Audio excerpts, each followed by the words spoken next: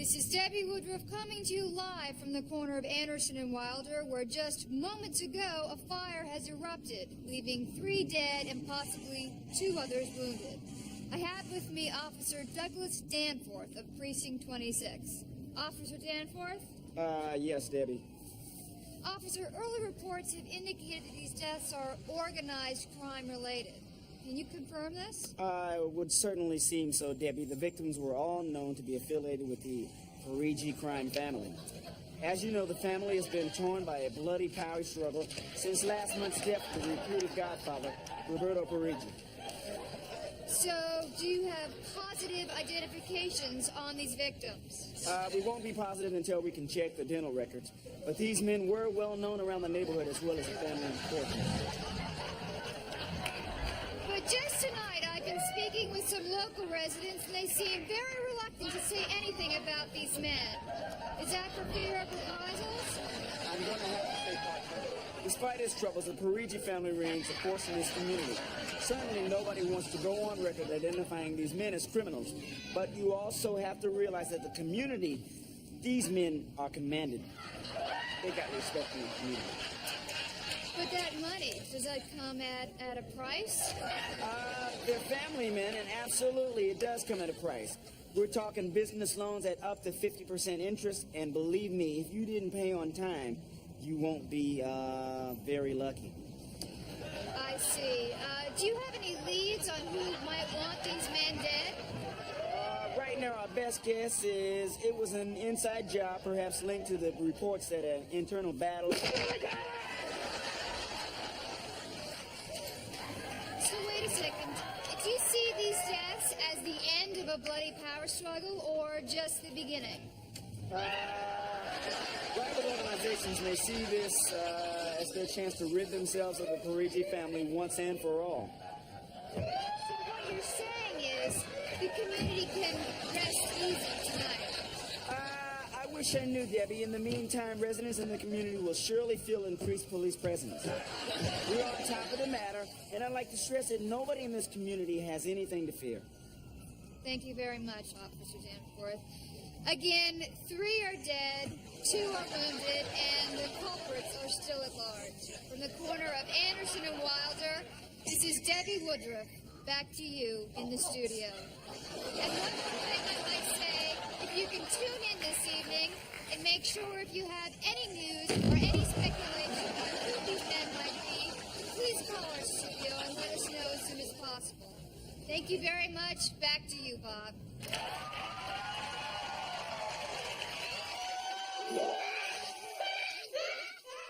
In living color.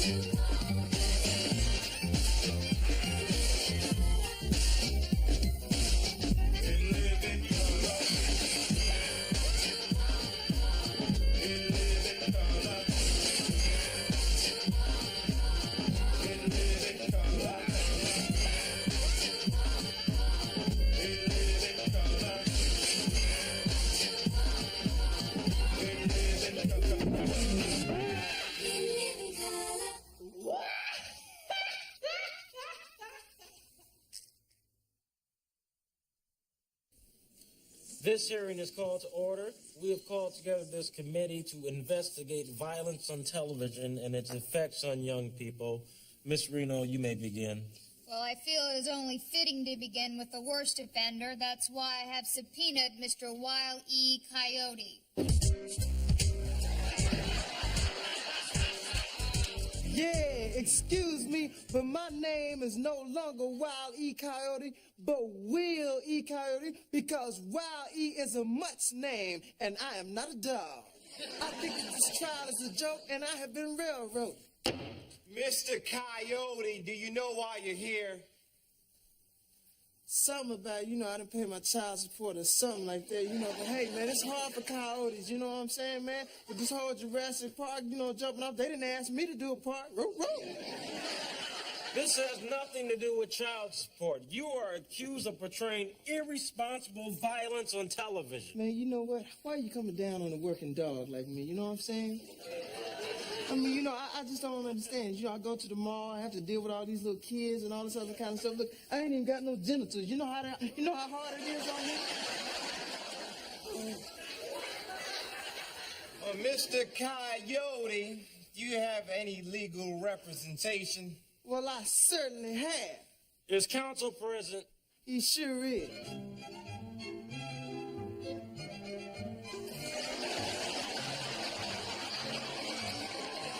State your name for the record. My name is Elmer J. Fudd. I'm a warrior and a big game hunter. Yeah, he got skills. I mean, he's still trying to, get the hook on phonics class going on. I would like to submit that my client has never, ever set a bad example for children. My client loves children. That's what I'm saying, because, I used to have my own little theme park, with, like a little Ferris wheel and everything like that, and then somebody investigated something about, I had, molested a child or something like that. But, hey, He only sniffed him. that's exactly right. We just slept together. Nothing ever happened, you know what I'm saying? Nothing ever happened. We were just sleeping together, you know what I'm saying? Mr. Coyote, If Snoopy got a beef with me. Coyote. He had some honey on him. Mr. Coyote, you've influenced millions of kids. How do you account for the 14-year-old boy who held up this sign right before jumping off the edge of the Grand Canyon? Oh, you gonna blame that on me, huh? You gonna blame that on me? Let me tell you something, man. That's some old school stuff. We don't even do that no more. You know what I'm saying? Look, I'm just a K9 trying to get paid. Be very, very quiet. You might incriminate yourself. Senators, children everywhere are even swallowing accordions because of this coyote. Oh, that's a lie. I ain't never swallowed an accordion in my entire life.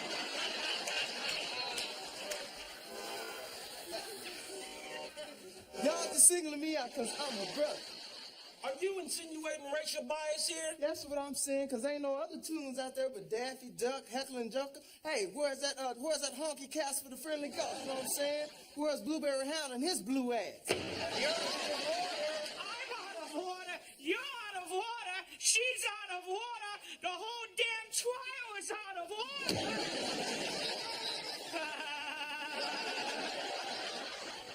That's about enough, Counselor Fudd. Now, do you have anything to say on your client's behalf? Senators, I submit to you my client is guilty of no wrongdoing, but in actuality, it is the fault of the Acme Company where he gets his supplies. Yeah, you tell him, Melma. Take, for example, this bird seed. Now, look, Mr. Bobo would have it where if a roadrunner would eat this bird seed, he'd be fine. But if I'm chasing the roadrunner all day and then I eat a little bird seed, look at that. Look what happens to me.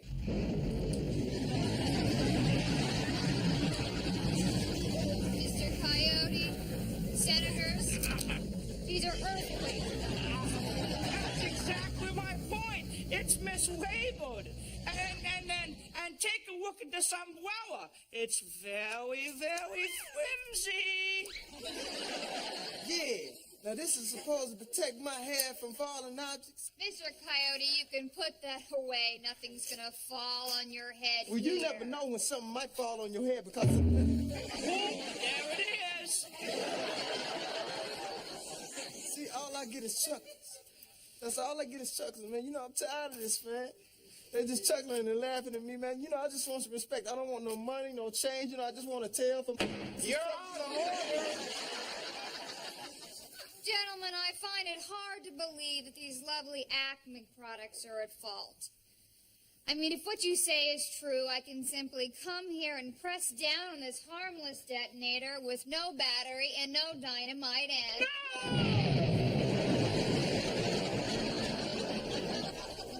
I I told you.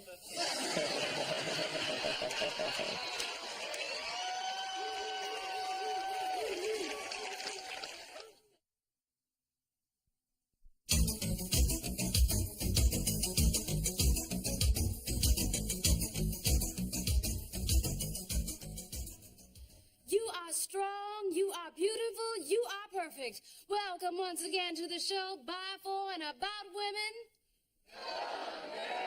All right, I'm your host, Shawanda Harvey. Many of you have read my book, Eve Stands Alone, in which I celebrate the independence of women. I go one step further with my new book, Adam, Take Back Your Damn Rib. All right. Our topic for today's show is the always controversial Madonna. Is she helping to empower women, or is she allowing herself to be exploited in a man's world? Please welcome my guest. To my right is Sandra Bernhardt. All right. Sandra, you are strong, you are beautiful, you are perfect. Oh, don't I know it, sister? I am fabulous. And to my left is Rosie O'Donnell. Rosie, you are strong, you are strong, you are strong. Thanks, Shawanda. You too, babe. All right. Well, now, sisters, you both know Madonna.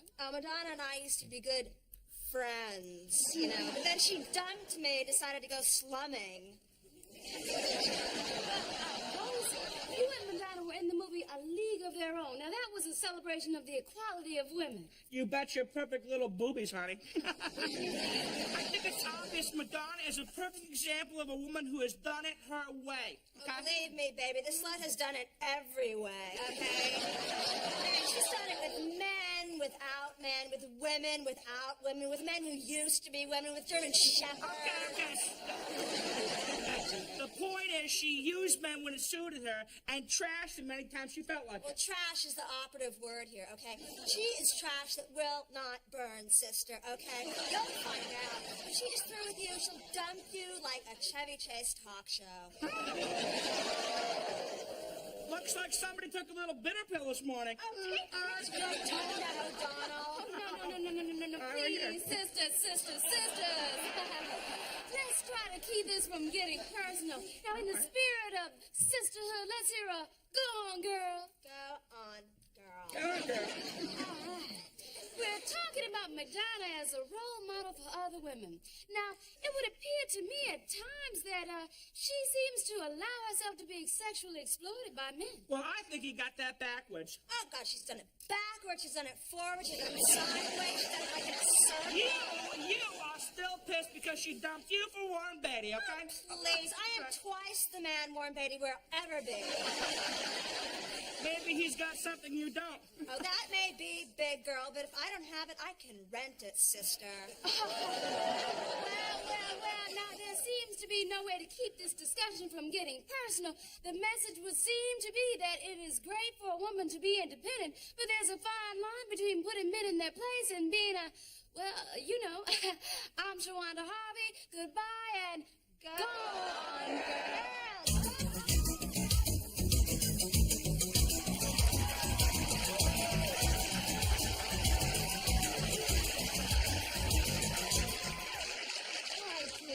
I'm Candy Cane, and welcome to the show. Rub-a-dub-dub, 3 men in a tub, splashing and washing away. The butcher, the baker, the candlestick maker. Why are all the good-looking men gay? That's a gem. Now, let's see if our special friend has called yet. You know, I met him at Snooky's bar, and he promised. Let's ask Mr. Phone Machine. Girl, now you know ain't nobody called you. Well, I guess the word for today is liar. L-I-A-R, liar. And guess what, kids? Now it's time to say hi to our old friend, Mr. Clock. Hey, you know, just clocking up. Hi, Mr. Clock. What's up? What time is it? What time is it? It's time for you to have some kids. You see, you children, he's a biological clock. That's why he says all those mean things. Yeah, Candy, and you need to hurry up, because you ain't got enough eggs to make a 2-egg omelet. Shut up, you liar. L-I-A-R, liar. Now tell my little corn before I buy a swatch. No problem. Hickory dickory dock, the mouse ran up the clock. The clock struck 8. You said your period was late. The next day, he moved to the next state. Hey.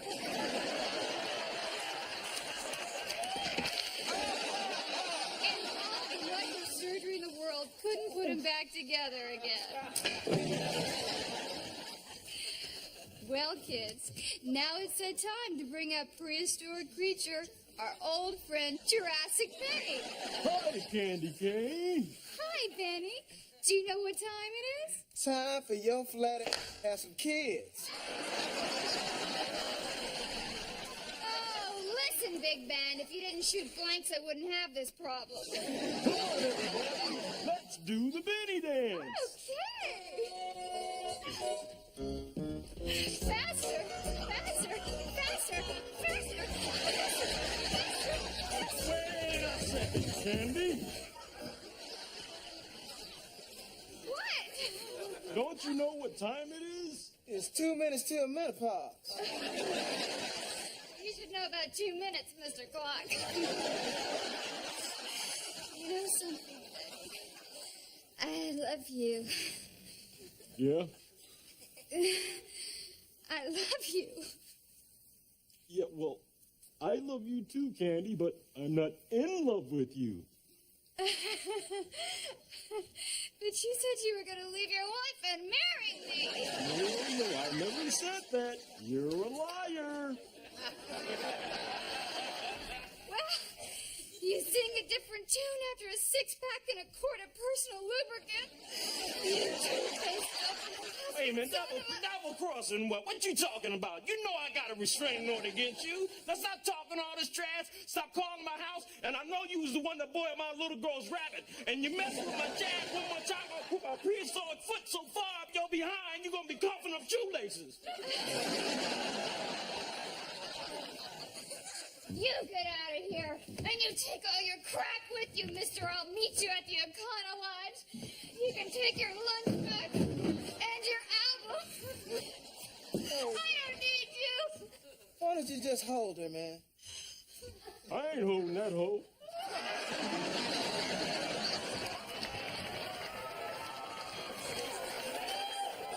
Liars! You're just both liars and users and insensitive pigs and horny, worthless macho lowlifes.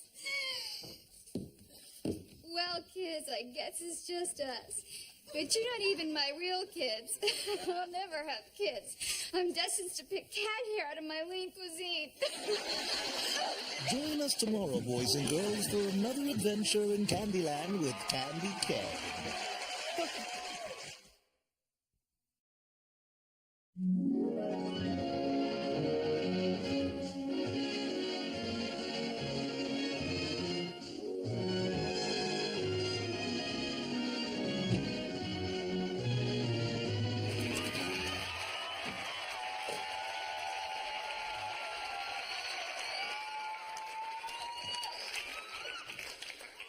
Alice, you are never going to believe what happened to me at work today.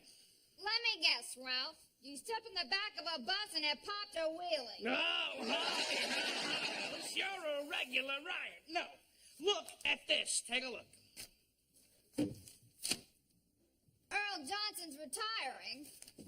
So? So, Earl Johnson's a dispatcher. That means they got to give me his job. An extra $8 a week, Alice. On an extra $8 a week, we are going to be living large. You've been living large since birth, Ralph. Funny, Alice. You're real funny. You're a regular MC Weisenheimer. Now listen, my boss is coming over here tonight. So, what's for dinner? TV dinners. TV dinners? TV dinners? You can't serve the head of a bus company TV dinners. You're right, Ralph. I won't. Alice, you better check yourself before you wreck yourself. Nice weave, Alice. Now step.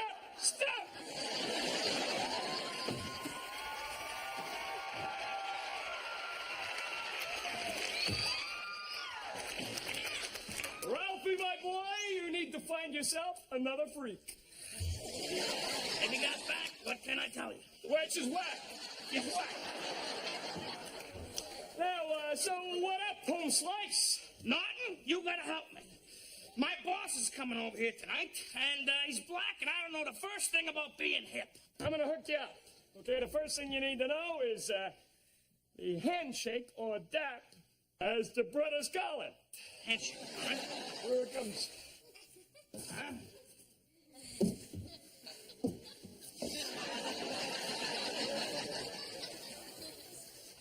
Would you come on?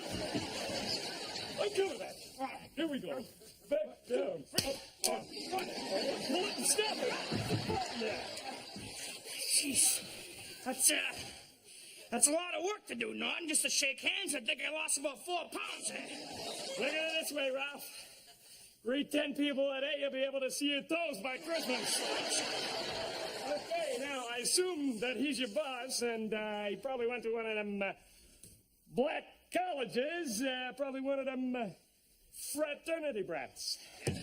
So I'm going to show you some of the step moves. Now watch closely, Ralph. Right? Whoa, watch my remote, Ralph. Okay. I'll bust a cap in your...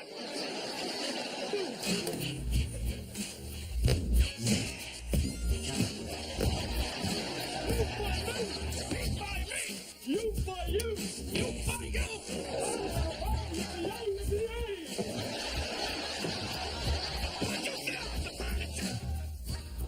All right, that's it. What am I gonna do? What am I gonna say? It's okay, Ralph. Don't worry about it. I got you covered.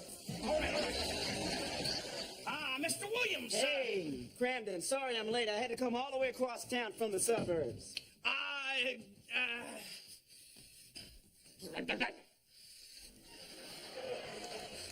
Salami Lakem. You did go to college, right, Mr. Williams? What are you getting at, Cramden? Well, we just wanted to make you feel at home, if you know what I mean.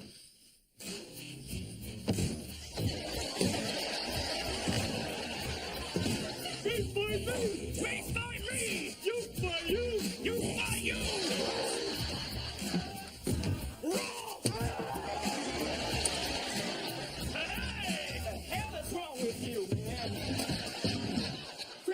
Insulted, man. What is on your mind? The dude is bugging, Ralph. He's bugging. We thought this was the kind of thing that went on at black colleges, that's all. As a matter of fact, I went to Princeton. Just not like that, Ralph. He's an Ariel. Princeton. I didn't know. You know, I had no idea how ignorant you were. I guess I'm not gonna get that dispatcher job, huh? What are you, crazy? The reason I came all the way over here tonight was to ask you to speak at Earl Johnson's retirement dinner.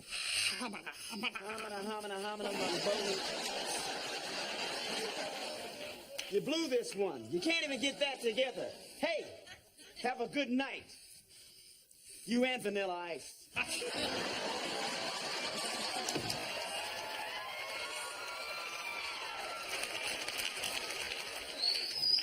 You forgot your hat, bro! Ralph, I know this may be a bad time, but any more liquor in the house? Would you get out of here? Okay. The next time I see you, you can do that swing on me, you know what? Get out of here! Before I get engaged! Ralph, I just saw Mr. Williams storming out of here. What happened? I'll tell you what happened, Alice. I got a big mouth! Amongst other things. Look, Alice. The only reason I wanted that promotion in the first place was so I could buy you a new pair of Timberland boots and a Raiders jacket. So sweet. Oh, Ralph, you know I'll always be a Hootie Mac. Baby, you're the dopest.